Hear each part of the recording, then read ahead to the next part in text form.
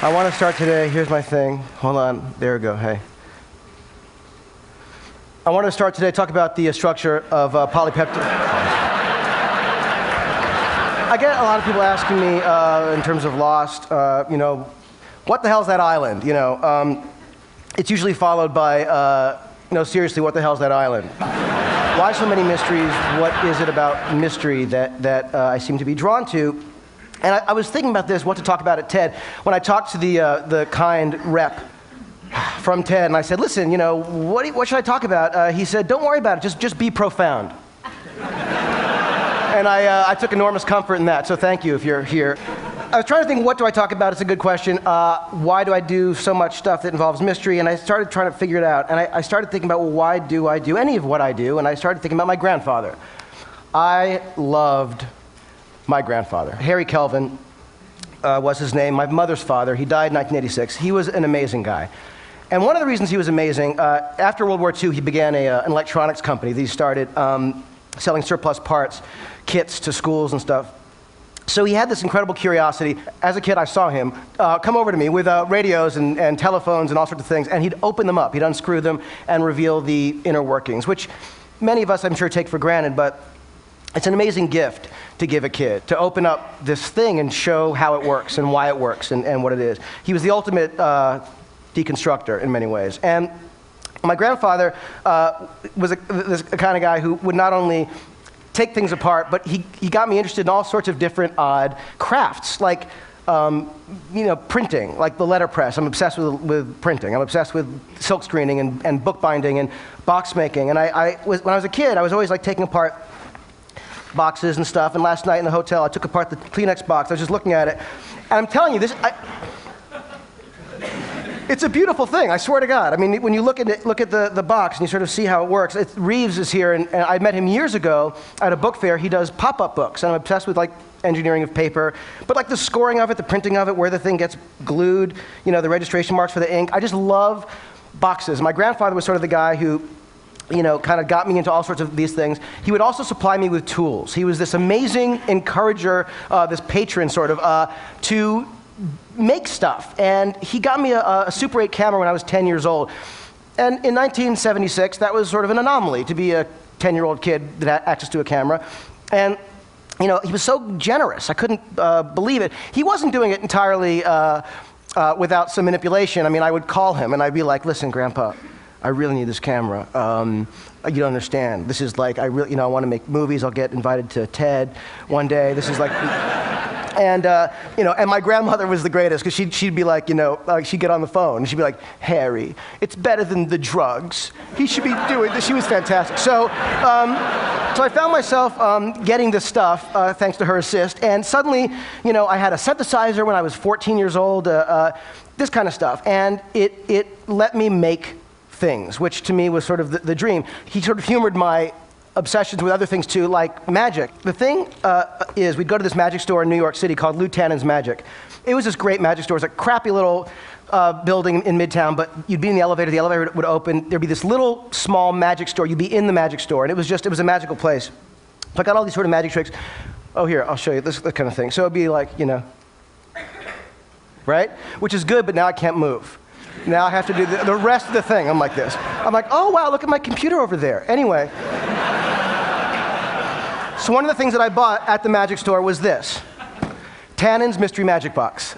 The premise behind the Mystery Magic Box was the following. $15 buys you $50 worth of magic, which is a savings.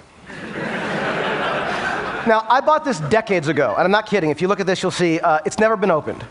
But I've had this forever. Now, I was looking at this, it was in my office, and as it always is on the shelf, and I was thinking, why have I not opened this? And why have I kept it? Because I'm not a pack rat, I don't keep everything, but for some reason I haven't opened this box. And I felt like there was a key to this somehow, in talking about something at TED that I haven't discussed before and bored people elsewhere. So I thought, maybe there's something with this. I started thinking about it, and there was this giant question mark. I love the design, for what it's worth, of this thing. And I started thinking, why haven't I opened it? And I realized that I haven't opened it because it represents something important to me. It represents my grandfather. Am I allowed to cry at TED? Because no, I'm not going to cry. But the thing is that it represents infinite possibility. It represents hope. It represents potential. And what I love about this box, and what I realized I sort of do in whatever it is that I do, is I find myself drawn to infinite possibility and that sense of potential. And I realize that mystery is the catalyst for imagination. Now, it's not the most groundbreaking idea, but when I started to think that maybe there are times when mystery is more important than knowledge, I started getting interested in this. And so I started thinking about Lost and the stuff that we do, and I realized, oh my God, like mystery boxes are everywhere in what I do. And how, in the creation of Lost, Damon Lindelof and I, who created the show with me, we were basically tasked with creating this series that we had very little time to do. We had 11 and a half weeks to write it, cast it, crew it, shoot it, cut it, post it, turn it in, 2-hour pilot. So it was not a lot of time. And that sense of possibility, what could this thing be? There was no time to develop it. I'm sure you're all familiar with those people who tell you what you can't do and what you should change. And there was no time for that, which is kind of amazing. And so we did the show, and for those of you who haven't seen it or don't know, I'm going to show you this one little clip from the pilot just to show you some stuff that we did.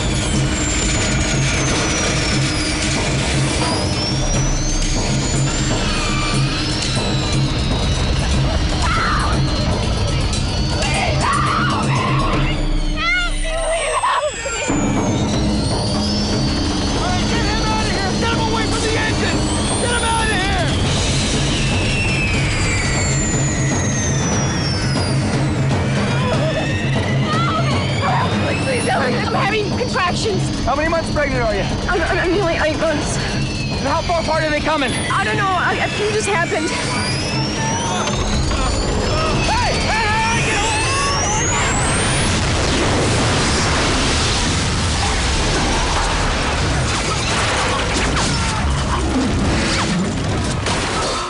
Now, 10 years ago, if we wanted to do that, we'd have to kill a stuntman. We'd actually...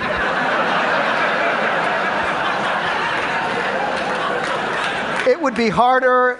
It would take two would be a bitch. So the amazing thing was we were able to do this thing, and part of that was the amazing availability of technology, knowing we could do anything. I mean, we could never have done that. We might have been able to write it. We wouldn't have been able to depict it like we did. And so part of the amazing thing for me is in the creative process, technology is like mind-blowingly inspiring to me. I realized that blank page is a magic box. It needs to be, filled with something fantastic. I used to have the Ordinary People script that I'd flip through it. The romance of the script was amazing to me. And when it would inspire me, I wanted to try and fill pages with the same kind of spirit and thought and emotion that script did. So that is, I love Apple computers. I'm obsessed. So the Apple computer, the PowerBook, this computer, it challenges me. It basically says, what are you going to write worthy of me? I feel this. I'm compelled.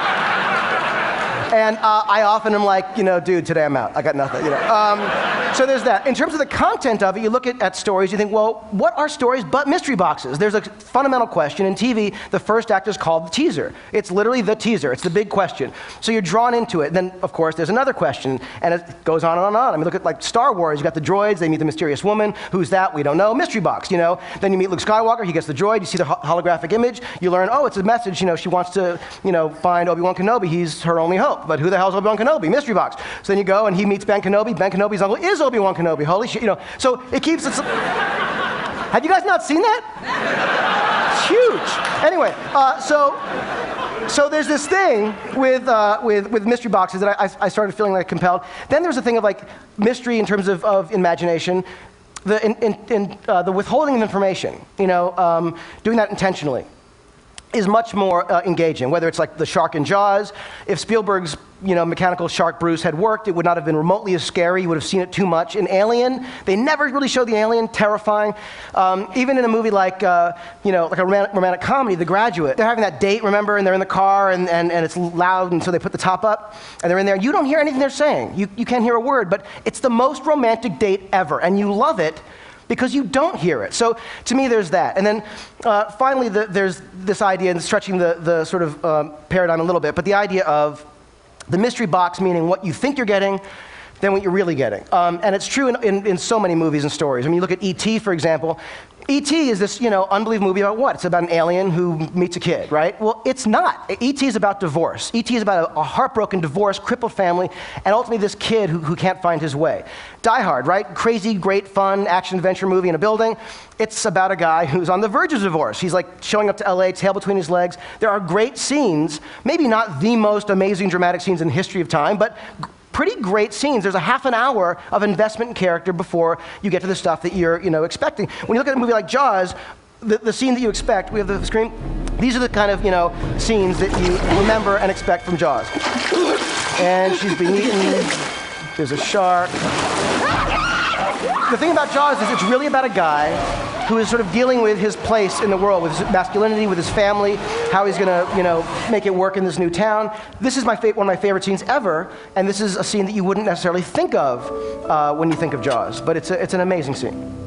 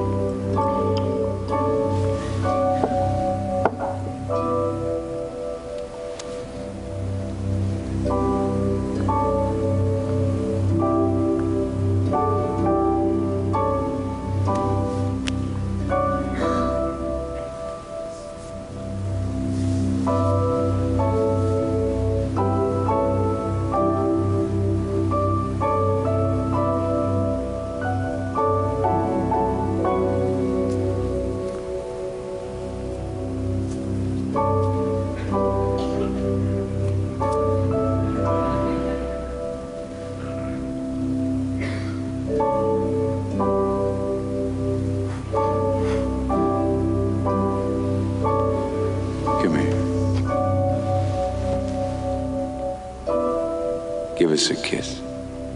Why? Because I need it. Come on. Why? Because I need it? Best scene ever, right? Come on. So you think of Jaws. So that's the kind of stuff that, the investment of character, which is the stuff that really is inside the box. It's why when people do sequels or rip off movies, of a genre, they're ripping off the wrong thing. You're not supposed to rip off the shark or the monster. You got to rip off, if you're going to rip something off, rip off the character, rip off the stuff that matters. I mean, look inside yourself and figure out what is inside you, because ultimately, the mystery box is all of us. So there's that. Then the distribution. What's a bigger mystery box than a movie theater? You go to the theater, you're just so excited to see anything. The moment the lights go down is often the best part, and you're full of that amazing, that feeling of excited anticipation. And often the movie's there and it's going, and then something happens, you go, oh, and then something else, and then, now when it's a great movie, you're along for the ride because you're willing to give yourself to it. So to me, whether it's that, whether it's, a TV, an iPod, computer, cell phone. It's funny, I'm as I said, Apple fanatic, and one day about a year or so ago, I was signing on online in the morning to watch Steve Jobs' keynote, because I always do. And he came on, he was presenting the video iPod, and what was on the enormous iPod behind him? Lost. I had no idea. And I realized, holy shit, it come full circle. The inspiration that I get from the technology is now using the stuff that I do, inspired by it, to sell the technology. You know what I mean? It was nuts. So I found I was going to show you a couple other things. I'm going to skip through. I just want to show you one other thing that has nothing to do with anything. This is something online. I don't know if you've seen 4 or 5. 6 years ago they did this. This is an online thing done by guys who had some visual effects experience. But the point was that they were doing things that were using these mystery boxes that they had, everyone has now. What I've realized is what my grandfather did for me when I was a kid, everyone has access to now. You don't need to have my grandfather, though you wish you had, but I have to tell you, this is a guy doing stuff on a Quadra 950 computer. The resolution is a little bit low, using Infinity software they stopped making 15 years ago. He's doing stuff that looks as amazing as stuff I've seen, released from Hollywood. The most incredible sort of mystery, I think, is now the question of what comes next, because it is now democratized. So now the creation of media it's everywhere. The stuff that I was lucky and begging for to get when I was a kid is now ubiquitous. And so there's an amazing sense of opportunity out there when I think of the filmmakers who exist out there now who would have been silenced, who have been silenced in the past. It's a very exciting thing. I used to say in classes and lectures and stuff that to someone who wants to write, go write, do your thing. It's free. No, you don't need permission to go write. But now I can say, go make your movie. There's nothing stopping you. from going out there and getting the technology. You can lease, rent, buy stuff off the shelf that is either as good or just as good, as the stuff that's being used by the, quote unquote, legit people. No community is best served when only the elite have control. And I feel like this is an amazing opportunity to see what else is out there. When I did Mission Impossible 3, we had amazing visual effects stuff. ILM did the effects. It was incredible, and sort of like my dream to be involved. And there were a couple sequences in the movie, like these couple little moments I'll show you.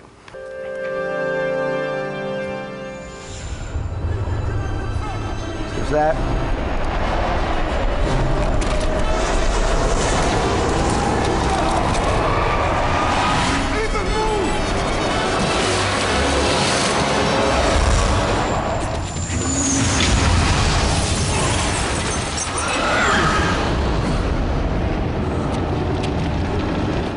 Okay, obviously I have an obsession with big, crazy explosions.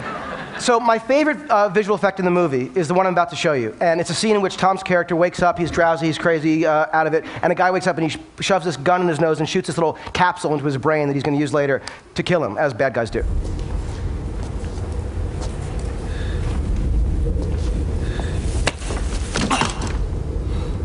Good morning. Okay, now, when we shot that scene, we were there doing it. The actor who had the gun, English actor, Eddie Marsan, sweetheart, great guy. He kept taking the gun and putting it into Tom's nose, and it was like it was hurting Tom's nose. And I learned this very early on in my career: don't hurt Tom's nose. There are 3 things you don't want to do. Number 2 is don't hurt Tom's nose. So Eddie has this gun, and he's the greatest guy, and he's like this really sweet English guy. He's like, I'm sorry, I don't want to hurt, I'm like, we have to make this look good. And I realized that we had to do something because it wasn't working just as it was. And I literally thought back to what I would have done using the Super 8 camera that my grandfather got me sitting in that room, and I realized that hand didn't have to be Eddie Marsan's. It could be Tom's. And Tom would know just how hard to push the gun. He wouldn't hurt himself.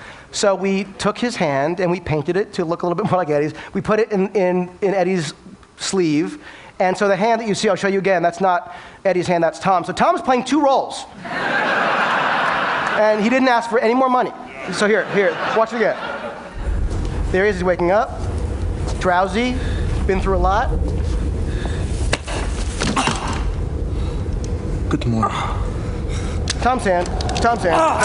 Anyway, so. Thanks. So you don't need the greatest technology to do things that can work in movies, and the mystery box, in honor of my grandfather, stays closed. Thank you.